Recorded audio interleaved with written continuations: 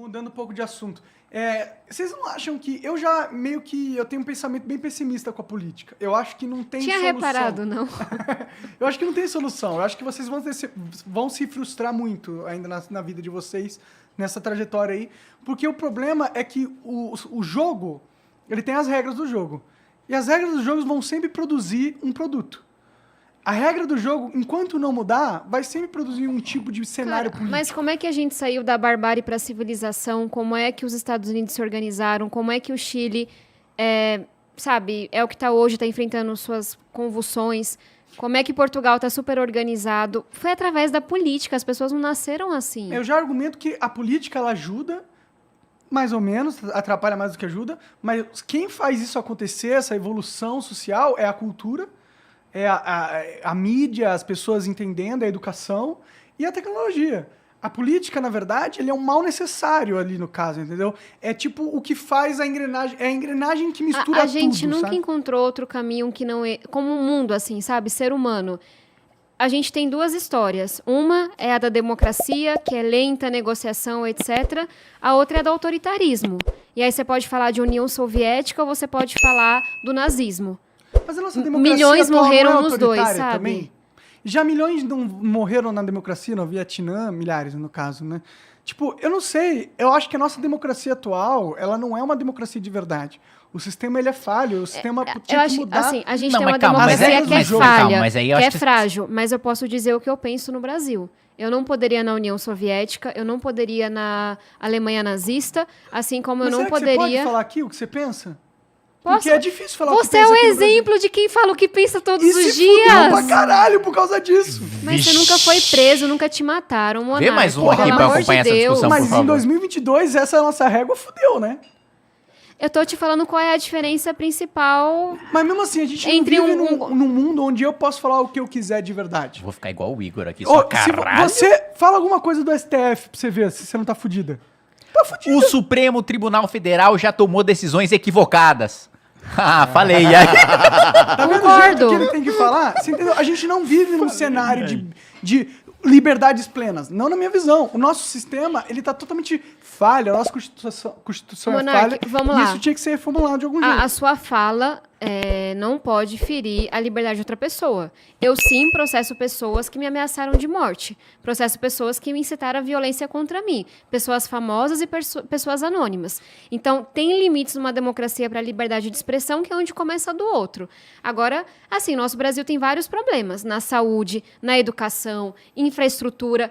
Sento ao teu lado 10 horas para listar os problemas do Brasil. Agora, eu acho que a gente pode dizer sim que nós temos a liberdade de expressão no Brasil.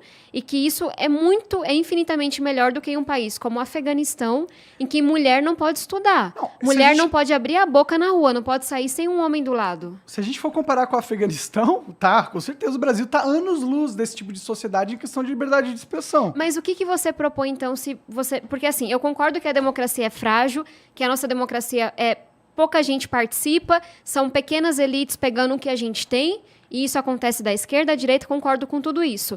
A gente acha que isso entrou para a política porque a gente acha que tá uma merda e tem que melhorar.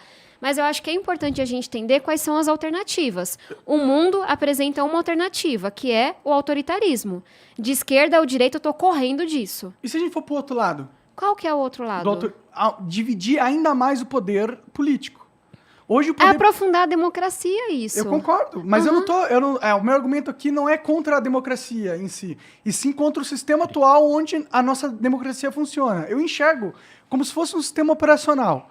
A gente está rodando o Windows da sociedade no Windows 95, entendeu? Concordo. O sistema operacional nosso é menos ainda.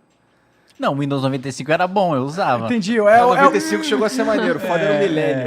A gente tá usando o Windows Milênio e a gente não sai dele, entendeu? Não, mas eu posso fazer uma pequena interferência? Manda. Eu acho o seguinte, eu já acreditei muito que um dos principais problemas do Brasil era o sistema político. Eu, por exemplo, sou defensor do voto distrital misto, né, que é você dividir por distritos e você ter uma parte que é voto por partido, tá, para ter o voto ideológico, porque não existe, salvo algumas exceções, não existem bairros ideológicos, né. E sou parlamentarista, também acho que é um modelo superior, que é melhor do que... Mesmo a maior democracia do mundo está vendo os problemas do presidencialismo, que é os Estados Unidos, e a Europa teve na minha avaliação, experiências mais bem-sucedidas. Mas, depois de ter experiência no Congresso, né, aí quase terminando aí meu primeiro mandato, eu acho que o nosso problema não é o sistema político. Eu acho que o sistema político não mudaria grandes coisas na composição política, no jogo político. O grande problema nós estamos num país extremamente pobre, e apesar de ter um discurso muito difundido de que a gente está num país rico, estamos num país rico, não, a gente está num país pobre. E esse país extremamente pobre, o eleitor não sabe qual é a função de um deputado federal. E por não saber qual é a função de um deputado federal, ele acha, e assim, eu não tô culpando ele, porque se eu fosse ele, eu teria a mesma atitude. Ele acha que o deputado que está inaugurando uma creche, um hospital, etc., uma obra no bairro dele, é um deputado que trabalha. Se eu fosse ele, eu faria a mesma coisa. Eu tô vendo um político trazer uma obra que traz benefício para mim, eu vou votar nele. Mas qual que é o problema? Esse político que tá trazendo a obra para mim só tá trazendo a obra para mim porque ele tá vendendo o voto dele pro governo federal. Então o problema não é o sistema político, o problema é que a gente tá num país pobre, que a gente tá num país tão pobre que o sujeito tem que pensar mais na própria sobrevivência do que no sistema político. Eu concordo, mas eu discordo. O ponto da gente estar num país pobre e isso vai trazer maiores dificuldades para o nosso sistema político, eu concordo, é verdade. Isso aí você observa em qualquer país do mundo. Quanto mais pobre, mais corrupto ele é. Mas eu acho que o problema da gente ser pobre, de continuar pobre, porque a gente é pobre atualmente, a gente não precisava ser tão pobre. A gente é pobre atualmente por causa da política, por causa do jeito que as regras são organizadas, entendeu?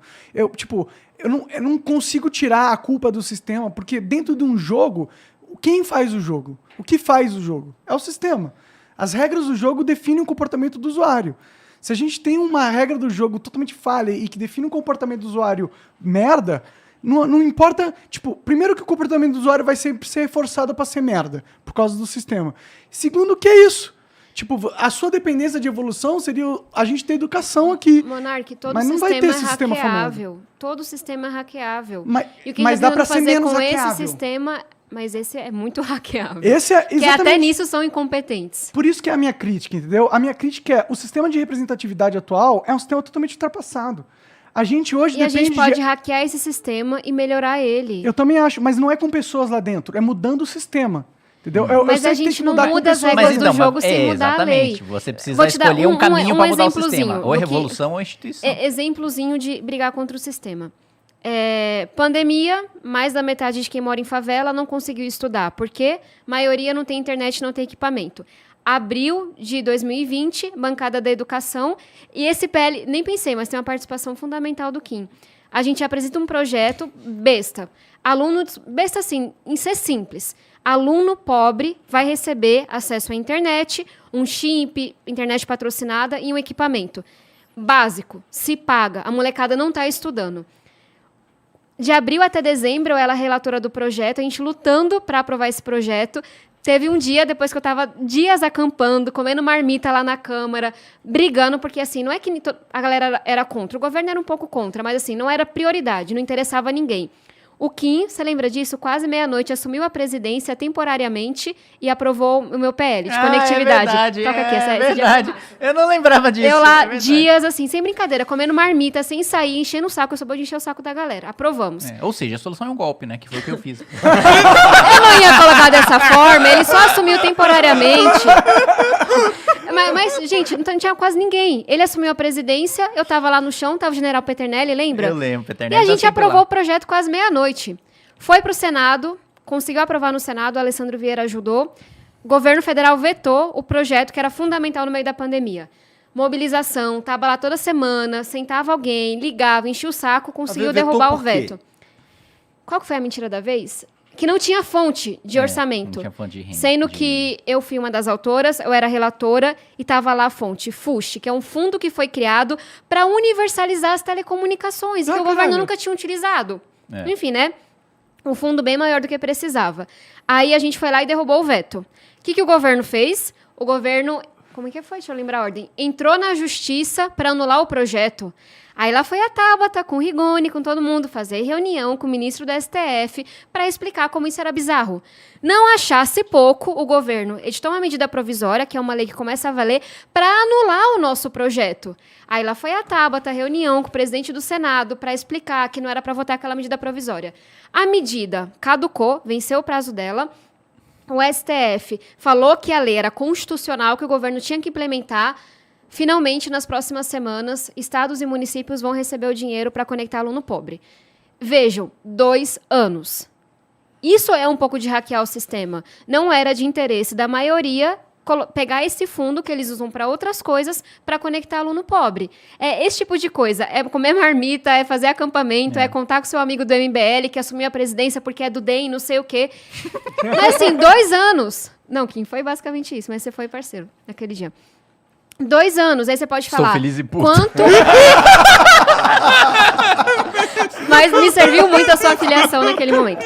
2 anos pra gente aprovar um projeto que, se fosse quando a gente apresentou, sabe, bancada da coisa educação seria inteira. diferente. Muito aluno teria estudado, muito aluno não teria saído da escola, muita coisa que você mencionou estaria mais perto da gente resolver.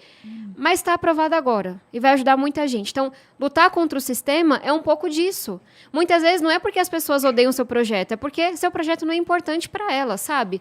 E aí, assim, olha quanta coisa você poderia falar. Caramba, se todo projeto é esse esforço, abandona.